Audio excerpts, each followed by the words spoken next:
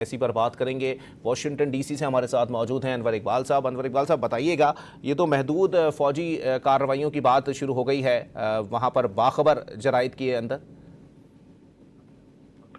जी देखें, wall street journal जो है एक मोतबर है अखबार, और साथ ही ये कि रिपब्लिकन पार्टी के बहुत करीब है और सदर ट्रंप की भी हिमायत करता है।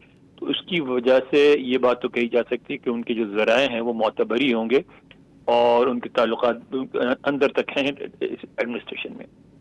लेकिन जहां तक इस बात है कि क्या सदर ट्रंप फौरी तौर पे कोई फौजी कार्रवाई करेंगे या नहीं, वो मेरा ख्याल है कि फौरी तौर पे नहीं करेंगे, इसलिए कि ये अभी ये जो मुज़ाकरात हुए हैं उसके बाद आप देखें जिन्होंने आज दिन भर ट्वीट किया है उसमें तो उन्होंने बाज़ाब्ता ऐलान भी किया कि ऑर्डर दे दिया उन्होंने नाकाबंदी करने का।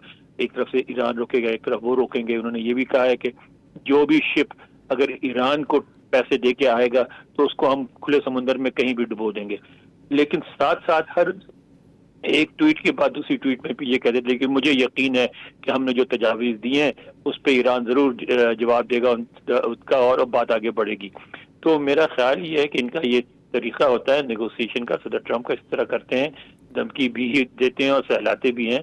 तो अभी आप देखें, मैं समझता हूँ कि कार्रवाई, देखें ऑप्शन तो है इनके पास, कार्रवाई जब चाहे कर सकते हैं, इनको कौन रोक सकता है। लेकिन मेरा ख्याल है अभी नहीं करेंगे, अभी जरा ये मौका देंगे कि ईरानी किस तरह रिस्पॉन्ड करते हैं। अगर ईरानियों का जवाब इनको सूट किया तो कार्रवाई नहीं होगी, अगर नहीं किया तो फिर कार्रवाई कर देंगे। ठीक है, अनवर इकबाल साहब हमारे साथ ही मौजूद रहिएगा। अमरीकी अखबार वॉल स्ट्रीट जर्नल ने दावा किया है कि सदर ट्रंप ईरान में महदूद फौजी कार्रवाइयां दोबारा शुरू करने पर गौर कर रहे हैं।